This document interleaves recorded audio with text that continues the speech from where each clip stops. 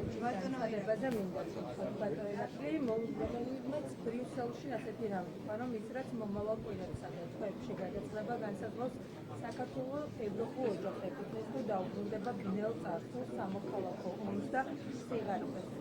Ხეთქის ეს განცხადება თქვენ როგორ აღიქვით, მოვისმინეთ, რომ ეს შეიძლება ტელეფონი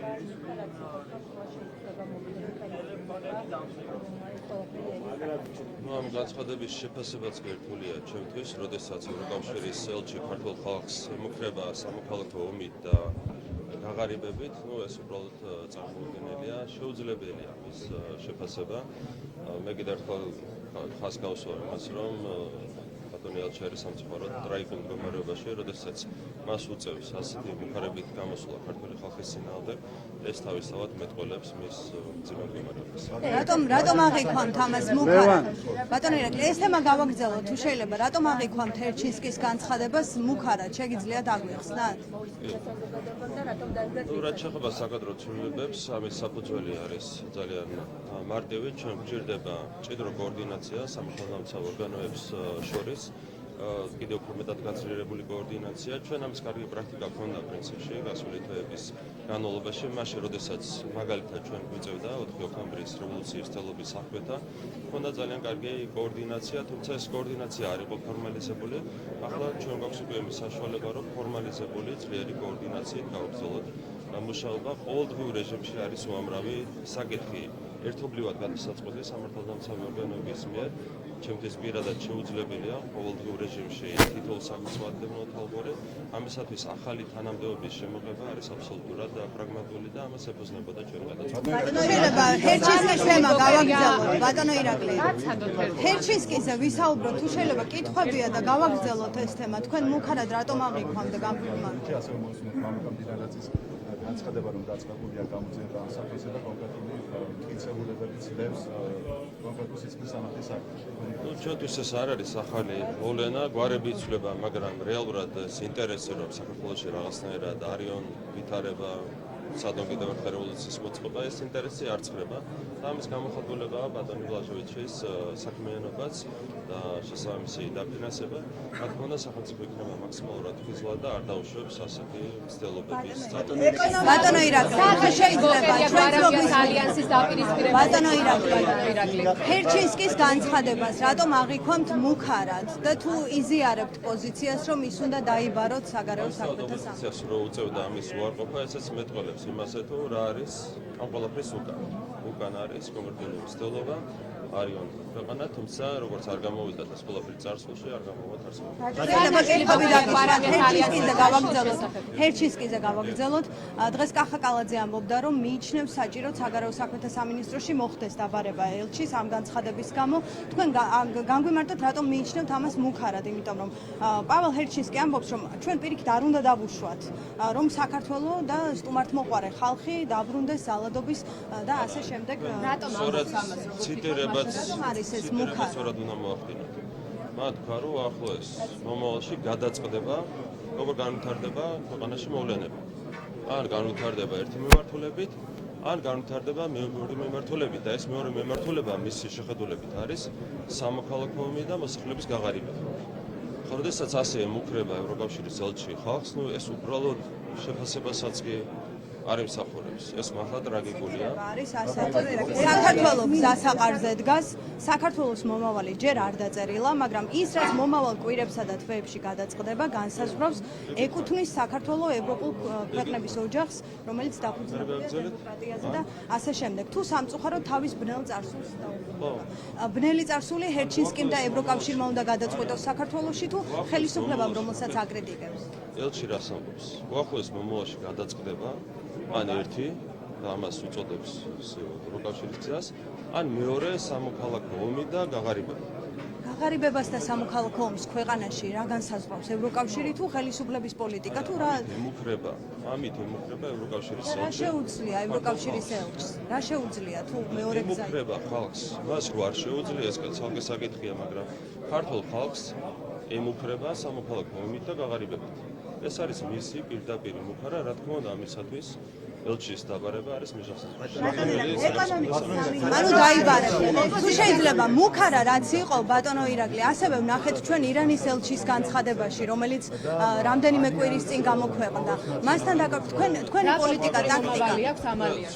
ელჩის დაბარების პოლიტიკა სხვა განცხადებებით ამ უმძიმეს განცხადებას ვერ გადაფარავთ, რომელიც არის პირდაპირი მუქარა ქართული ხალხის წინააღმდეგ და ქართული ხალხის მიმართ, მუქარა სამოქალაქოებით და გაღარიბებით. ეს არის უბრალოდ სამარცხვინო. ელჩი ამბობს თქვენი აღქმით, რომ ევროკავშირი გააკეთებს ყველაფერს, რომ სიღარიბე და სამოქალაქოები იყოს საქართველოში. უმარტივესი ლოგიკური განმარტება, როდესაც ასე აყენებს აქტს, რომ უახლოეს მომავალში გადაწყდება ქვეყნის ბედი ან ერთი მიმართულებით და ან მეორე მიმართულებით, რაც არის სამოქალაქო ომი და გაღარიბება, ჯერ ჩაიკითხეთ როგორ უნდა მივიდეს ქვეყანა აქამდე. თქვენ ფიქრობთ, რომ ემუქრება და ესე იგი მუქარის ავტორს აქვს რაღაც როგორ მივიდეს ქვეყანა აქამდე სამოქალაქო ომი, ერთხელ ხო სადა, ორჯერ ხო სადა, ხუთჯერ ხო სადა.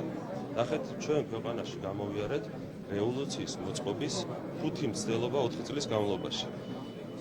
ბატონი ელჩი გამოდიოდა საპარლამენტო არჩევნების წინ და ქართულ ხალხს მოუწოდებდა ნაცების დაბრუნებისკენ. პირდაპირ მოუწოდა დამობილიზდეთო, გაუშვით ეს ხელისუფლება და მოაბრუნეთ ხელისუფლებაში ნაცებიო. ხო პირდაპირ მოუწოდებდა ამისკენ ქართულ ხალხს, ანუ ქართულ ხალხს ის პირდაპირ თავისი მოწოდებით აბრუნებდა სისხლია, სწორედ რომ ბნელ 9 წლიან წარსულში. ეს არის ელჩის სულისკვეთება და ეს არის ტრაგიკული, როდესაც ევროკავშირის ელჩი გამიდის ამით და ამას უმატებს იმას, რომ ქართულ ხალხს პირდაპირ ემუქრება სამოქალაქო ომით და პირდაპირ ემუქრება გაღარიბება. ელჩის დაბარებაზე გითხარი. კითხვა დაგიშვით ელჩის დაბარებაზე, რადგან საგარეო საქმეთა სამინისტროში. აუ ეს თემა ერთი ხო შეიძლება რომ არა მომიწურავს ელჩთან დაკავშირებით ირანის ელჩის პოზიციაზე გეკითხებოდით. მასთან დაკავშირებით რეაქცია არ გქონდათ თქვენ. ოპოზიციის ეს მაკუნა და ლევანი გაერთიანება საერთოდ არ არის საინტერესო. ეს არის უკვე ალბათ მეათე ეგრეთ წოდებული ფანჩატური, რომელსაც ქმნიან ხოლმე, მე თვითონ ვეშლიან, რომ მე რამდენად უნდა გააკეთონ ეს ყველაფერი, ხო? რეალურად ეს ყველაფერი აჩვენებს იმას, თუ რამძიმე მდგომარეობაა შექმნილი ეს ოპოზიციაში. ბატონო ირაკლი, ევროკავშირზე გითხავთ თუ შეიძლება კიდევ არა, პასუხი უნდა მოუჭერათ და ამიტომ უნდა დაამთავრებინა რა შორენ. შემიძლია გითხრათ, რომ ბოლო ფაზაშია უკვე კონსულტაციები, რომელიც წარმოებს საქართველოს პრეზიდენტთან ერთად, უმაღლეს საბჭოს დეპუტატებთან ერთად და სავარაუდოდ დღეს უკვე დასახელდება მთავრობის თავმჯდომარეობის გაიგება. ვინ იქნება ხომ არ გვეტყვი? დღეს გაიგებთ ალბათ. კარგი, ევროკავშირიანი ვიზიტით, სადაც დაგვით მილიარდის საქართველოს და შეჭრილი თავისუფალი ვაჭრობის შეთანხმების ცვლილებებს და ოქმის ხელმოწერა. რა ცვლილებები შეიძლება იყოს ამ ნაწილში თავისუფალი ვაჭრობის ფუნქციებში? რეალურად ხდება მოლაპარაკებები მიმდინარეობს ამ შეთანხმების არეალის გაფართოებაზე და ამასთან დაკავშირებით კონკრეტული მოლაპარაკებები წარიმართება ახლა, როდესაც ეკონომიკის მინისტრს აქვს ვიზიტი ჩინეთში, ეს რა თქმა უნდა დამატებით შეუწყობს ყოველს ვაჭრობის განვითარებას საქართველოსა და ჩინეთს შორის. რაც შეეხება კონკრეტიკას, ეს კონკრეტიკა დაზუსტდება მას შემდეგ, რაც დასრულდება. სამთავრობო ცვლილებებზე თუ შეიძლება გითხავთ? ამ ვიზიტის ფარგლებში მისთომ ინტერესი იყო ჩინეთის ყველა თემაზე იქნება ბუნებრივია საუბარი, მათ შორის ანაგლის თემაზეც იქნება საუბარი, ეს არის ბუნებრივია ამ ვიზიტის. ეს ინტერესი ისევ შენარჩუნებულია ბატონო ირაკლი, რა თქმა უნდა, მოლაპარაკებები გრძელდება. სამთავრობო ცვლილებებზე შეთანხმება მიღწეული არ იყო, ანუ შეთანხმების პროცესი მე მიმდინარეობს შემიძლია გითხრათ, რომ მოლაპარაკებები გრძელდება. ჩინურ კონსორციუმთან. ჩინურ ხარესთან გრძელდება კონსულტაციები და არჩევს დავიწყოთ. სამთავრობო ცვლილებებზე გითხავთ თუ შეიძლება ამ ცვლილებებზე ჩვენ ვსვამდით მანამდეც კითხვას, თუმცა მათ შორის ადმინისტრაციიდან ჩვენ გქონდა პასუხი, რომ ასეთი რამ არ იგეგმებოდა დასულ კვირას. რა მომენტში და როდის მიიღეთ ეს გადაწყვეტილება, მაგალითად მამუკა მდინარაძეს მე-6 წოდება რომ მიანიჭეთ უსაფრთხოების სამსახურის უფროსის პოსტზე, იცოდით თუ არა, რომ რამდენიმე საათში თქვენ მას გაათავისუფლებდით თანამდებობაზე? ყოველ ჯერზე, როდესაც თქვენ მთავრობის ადმინისტრაციას გითხავთ ცვლილებების შესახებ, მთავრობის ადმინისტრაცია გეტყვით, რომ ცვლილებები არ იგეგმება, ვიდრე ცვლილებებს არ წარუდგენ საზოგადოებას. ეს დაემახსოვრეთ სავარაუდოდ. ყოველ ჯერზე რომ მიმართავთ მთავრობის ადმინისტრაციას, ვიდრე არ მოხდება ჩვენგან ოფიციალურად ცვლილებების წარდგენა, მთავრობის ადმინისტრაცია აუცილებლად გეტყვით, რომ ცვლილებები არ იგეგმება. ასეთ პასუხს ადმინისტრაციიდან არ ვიღებდით, ხოლო ქართული ოცნების დეპუტატებმაც არაფერი იცოდნენ ჩვენგან ესმოდა. ქართული ოცნების დეპუტატებიც იგივე სიტყვიან.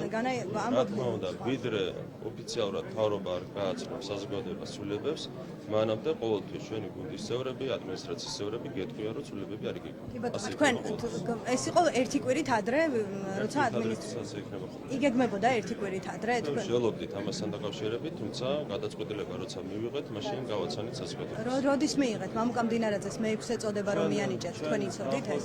დაახლოებით 2 კვირა ვშველობთ ამ თემასთან დაკავშირებით, როცა მივიღეთ გადაწყვეტილება, მაშინ გავაზიარეთ საზოგადოებას. აი ამ წოდებებზე იცით რატომ მაქვს კითხვა რომ აი წოდების მინიჭება კონკრეტული ადამიანისთვის მისი რეპუტაციის გაძლიერებასაც ხომ ემსახურება უსაფრთხოების სამსახურში და მიანიჭეთ წოდება და რამდენიმე საათში სამსახურში ზოგადად ჩვენ მიგვაჩნია რომ ბატონი მამუკა მდინარაძე იმსახურებდა ამ წოდებას მისი საქმიანობიდან გამომდინარე კონკრეტულად სახელმწიფო უსაფრთხოების სამსახურში მიუხედავად იმისა რომ ამ სამსახურის უფროსის თანამდებობაზე ის საქმიანობდა მხოლოდ დაახლოებით 9 წლის განმავლობაში მას ჰქონდა ძალიან მნიშვნელოვანი ფუნდამენტური ცვლილებები და მიღწევები როგორც სისტემური გადახალისების კუთხით, ინსტიტუციური გაძლიერების კუთხით ამ სამსახურში, ასევე კონკრეტული მიმართულებით დანაშაულის გამოვლენის აღკვეთის კუთხით, კორუფციული პრაქტიკის აღკვეთის კუთხით, შესაბამისად ჩვენ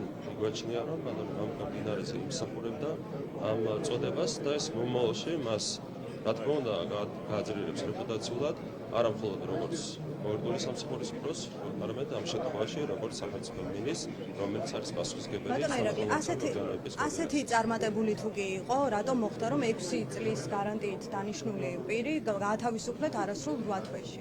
დღეს ის არის სახელმწიფო მინისტრი, რომელსაც აკისრია სახელმწიფო სამართალდამცავი ორგანოების კოორდინაციის მოვალეობა, ხო? ანუ უფრო დაწინაურდა? რეალურად ფორმალურად შეხედავთ თუ არაფორმალურად ეს არის მაღალი რანგი, შეიძლება ითქვას კიდეც რომ არის უფრო მაღალი რანგი, მიუხედავად იმისა რომ თავისთავად სახელმწიფო უსაფრთხოების სამსახურის უფროსი არის ძალიან მაღალი გამორჩეული მაღალი რანგის თანამდებობა, ამის მიუხედავადაც კი შეიძლება ითქვას რომ კოორდინაციის ფუნქცია არის კიდევ უფრო მეტად გამორჩეული, ის იქნება სახელმწიფო მინისტრი, ვიცე-პრემიერი და იქნება გამორჩეული როლი სახელმწიფოებრივი გადაწყვეტილების მიხედვით. კანცელარიაში იქნება მისი კაბინეტი ბატონო ირაკლი. და ერთი კითხვა მინდა დაგისვათ სამთავრობო ცვლილებებს ამოვწურავ ბარემ ბოდიშს კითხვით. მედიაში ასევე ვრცელდება ინფორმაცია რომ შესაძლოა იყოს მხოლოდ დასაწყისი ცვლილებებისა. თქვენ ახლა გვეტყვით რომ არ იგეგმება ეს რომ გკითხოთ გამორიცხავთ რომ სამომავლოდ სხვა მინისტრებს შეეხოთ ეს გადაწყვეტილება. მათ შორის თქვენ ხომ არ შეგეხებათ მე ერთი რამე მინდა გითხრათ. მე 14 წელია რაც ქართული ოცნება არის ხელისუფლებაში, ამ წლების განმავლობაში როტაცია ყოველთვის ხორციელდებოდა ხოლმე ხელისუფლებაში, თუმცა თქვენს პარტიას არაფერი ეშველა. 14 წლის განმავლობაში თქვენ არაფერი გეშველათ, არც ერთი როტაციით პირიქით. ყველა როტაციიდან თქვენს პარტიაზე გეკითხებით ბატონო ირაკლი. მე ჩემი პარტიასა და თქვენ პარტიაზე გავუბრუნდით ორივესე. ჩვენი პარტია ყოველ ჯერზე როტაციიდან გამოვიდა გაძლიერებული და ყოველ ჯერზე ეს როტაცია გახდა საფუძველი იმისა, რომ თქვენი პარტია 10 ჯერ დამარცხდა. კითხვა სხვა დაგისვით. კითხვა რა სხვა დაგისვით. შეიძლება უახლოეს პერიოდში ირაკლი კობახიძესაც მოუწიოს პოსტის ეს დაკავება. კითხვა თქვენ დამისვით საპარლამენტო არჩევნების წინ, მუნიციპალური არჩევნების წინ, საპარლამენტო არჩევნების შემდეგ ამ ციკლში იყო კითხვები რომ შეიძლება პრემიერს მაშინაც ჩემზე მეკითხებოდით. მაშინაც ჩემზე მეკითხებოდით, გაგეცროდათ ერთხელ იმედი, ორჯერ, სამჯერ, 4ჯერ. რა ვიცი, რამდენჯერ გავაკეთე. მამუკა მდინარაძეს თქვენ კანცელარიაში იქნებით ორივე. ხედავთ კონკურენტად. არავითარი კონკურენცია ჩვენ შორის არ არის, არასდროს არ ყოფილა და არც იქნება. და თუ შეიძლება სამთავრობო ცვლილებებზე გკითხავთ, აი ჩვენ როცა ამ კითხვებს ვამდით, თქვენ და მათ შორის თქვენთან დაახლოებული თუ თქვენ მიმართ ლოიალურად განწყობილი მედია ამბობდა რომ ბლაჟევიჩმა დაგვიკვეთა ამ კითხვების დასმა. აი დღეს რა სიტყვით ჩავდეს? კითხვებს ვამდით ჩვენ და თურმე მართალი ყოფილა, მათ შორის შინაგან საქმეთა მინისტრის ცვლილება. ნახეთ, რა შეეხება. ეგ არაფერ შუაში არ არის. ამაზე მაქვს კითხვა. ხანდახან რაღაც 12 საათში ერთხელ გაჩერებული საათით საჩვენებს ორ დროს. ეს არის მარტივი ლოგიკა და თქვენ ამ შემთხვევაში შეგესრულათ და 12 საათი და გაჩერებული. თქვენ ეს დაუკავშირეთ ბლაჟევიჩს, ვინმე ბლაჟევიჩს? ჩვენეთ სწორი დრო და ბლაჟევიჩს ჩვენ გვქონდა ამასთან დაკავშირებით ინფორმაცია, რომ ბლაჟევიჩს ჰქონდა დავალებული პარტიული აქტივისტვის და ამ პარტიულ აქტივში შედის, რა თქმა უნდა, თქვენი მედიაც, რომ ასეთი თემა წამოიწიათ ხელოვნურად. აი ეს არის რაც მითხრა გითხრა. კითხვებს ვამდით, ჩვენი კითხვების დასმა იყო ბლაჟევიჩის დავალება? მას ჰქონდა ეს დავალება ჩაშლილი. და ყოფილა ეს ინფორმაცია მართალი, ჩვენ ვამდით კითხვა შინაგან საქმეთა მინისტრზე და თქვენ დააბრალეთ რაღაც რევოლუციური სცენარის ნაწილად წარმოაჩინეთ ჩვენ მიერ კითხვების დასმა. კი, მასე. რა იყო მასე მართალი მასე აღმოჩნდით? დამთხოვა რომ ბლაჟევიჩმა ეს დაავალა ნაცმოძრაობის აქტივს, კოლექტიური ნაცმოძრაობის აქტივს და ამ პერიოდს დაემთხვა თქვენი მხრიდან კითხვების დასმა თემასთან. კი ბატონო, არ წახვიდეთ, კიდევ გვაქვს კითხვები. ანაკლიაზე მაქვს ერთი. არა, არ წახვიდეთ, დიდი ხანი არ გამოჩენილ ხართ. ეს მინისტრმა მაქვს ყოფოდრა ძალიან მარტივად. ესაუბრებით ჩამშფოთებაში, ხო ანაკლის სპორტთან დაკავშირებით, ხო ანაკლის ესაუბრებით, ანუ ის კონსორციუმი, რომელიც გამოხდა ინტერესს ყოველ შემთხვევაში, ძალიან დიდი ხანია შეთანხმება ვერ შედგა კონსორციუმთან, ანუ ერთ ასევე თქვი, დავალოდოთ მოვლენების განვითარებას, უახლოეს მომავალში გექნება ციახლები ანაკლიასთან დაკავშირებით. ანაკლიასთან დაკავშირებით ამერიკულ ინვესტიციას განიხილავთ, არის ამერიკულ მხარესთან რაიმე კიდევ ერთხელ გაიმეორებ ზოგადად, რაც შეეხება ანაკლიას, უახლოეს მომავალში გექნება ციახლები, რომლებსაც გავაზიარებთ შეიძლება ბატონო ირაკლი მარკო რუბიოს არის შემდეგ თქვენ არ გამოჩენილ ხართ ჩვენთან და გვაქვს ქვეყნისთვის არის სტრატეგიულად მნიშვნელოვანი ამ პროექტების განხორციელება, აქტიურად მუშაობთ, კონკრეტული ფესების მიმართულებით ვართ ძალიან წინ წაწეული, რა იქნება დაფინანსების წყარო, სად იქნება ჩადებული ინვესტორის რესურსები, სად იქნება ჩადებული სხვა რესურსები, ყველაფერთან დაკავშირებით საზოგადოებას ეტაპობრივად გავაზიარებთ. ბატონო ირაკლი თქვენ არ ყოფილ ხართ მედიასთან მას შემდეგ რაც როდესაც ჩვენ შევკრავთ კონკრეტულ პროექტებს, საზოგადოებას გავაზიარებთ. მარკო რუბიოს რაც საუბრეთ მას შემდეგ ჩვენი კითხვებისთვის თქვენ არ გიპასუხიათ. მოგვიყევით ამ ზარის შესახებ და ამის შემდეგ ეს ეხებოდა ეს არის სტრატეგიული პარტნიორობის აღდგენის დასაწყისი, აი თქვენ კმაყოფილი ხართ ამის შემდგომ. მე ერთ რამეს შემიძლია გითხრათ, რომ ჩვენი ერთადერთი საზომი ურთიერთობების გადატვირთვის არის ჩვენთვის სტრატეგიული პარტნიორობის განახლება. ამას ვაფიქსირებთ ყველგან, როდესაც ვესაუბრებით ჩვენს ამერიკელ პარტნიორებს ერთადერთი რაიმე დაპირება მიიღეთ მარკო რუბიოსგან ამას დააფიქსირებთ. რაზე ვისაუბრეთ მე და ბატონმა რუბიომ, ეს არის დახურული ზარის თემა და ამასთან დაკავშირებით საზოგადოების თუმცა აი კახა კალაძე მაგალითად თვის დასაწყისში აი სწორედ ამ ზარზე დაყრდნობით ამბობდა რომ ამ თვეში კარგი სიახლეები გვექნებოდა და თქვენ მთავრდება. ჩვენ არ ვიცით და ესე და მოდინის რეჟიმში ვართ მას შემდეგ რაც ტრამპი გახდა პრეზიდენტი. ქონდა ძალიან ჯანსაღი საუბარი, ძალიან დადებით ტონალობაში საუბარი, ყველა თემასთან დაკავშირებით ეს არის ის რაც შემიძლია გითხრათ. რა ეტაპზეა ურთიერთობა ბატონო ირაკლი? დანარჩენს დაელო. სიახლეები იქნება ამ თვეში. ფასებზე მაქვს კითხვა. რამდენიმე კომისიაა შექმნილი, მუშაობთ, მაგრამ ჩანს რომ გაიაფება არ ხდება პროდუქტებზე ფასების. რას ვთქვით, თვის ბოლომდე დასრულდება სამუშაო პროცესი, რის შემდეგაც ჩვენ საზოგადოებას უკვე გავაცნობთ ჩვენს დასკვნებს და შესაბამისად გეგმას. ეს მოხდება მომავალი თვის დასაწყისში.